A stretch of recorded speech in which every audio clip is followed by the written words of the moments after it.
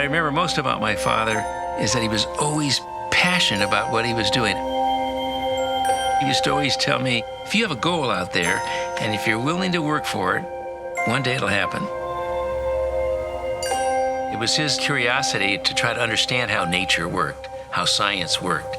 And he would always include me in all these adventures, trying to, get me to say the most important thing that you can do as you grow is to have an interest in this knowledge.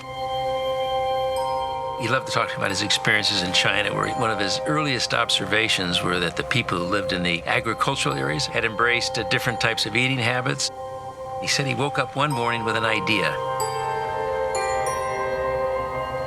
He realized intuitively the power of the plant-based diet when he saw that the people who existed on a diet that was primarily fruit and vegetables were healthier than the people who lived in the big cities.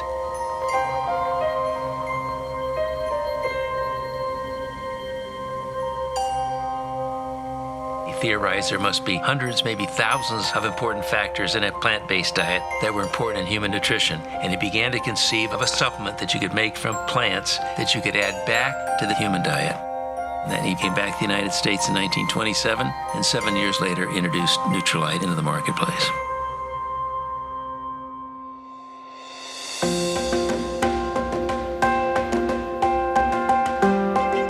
My father pioneered in the area of phytonutrient development from the very beginning. He was always working on experiments, trying to figure out ways to share it with other people. I think it was born out of his desire to help people. He did these simple little experiments with plant materials, and he saw all these colors showing up in a chromatographic column.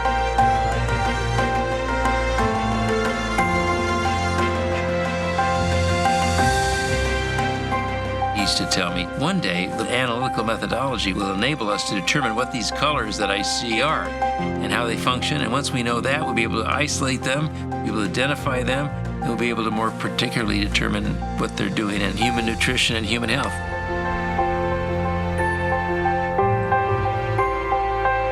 I think we've come a long way in discovering what nature holds, but we have a long way to go. I think we haven't scratched the surface. My dad would say we haven't even scratched the scratch. His thoughts way back then were very far-sighted, and now we're beginning to realize he was spot on. We've got to take responsibility for ourselves, our own health, the health of the environment, if we're going to protect and strengthen our society for the future.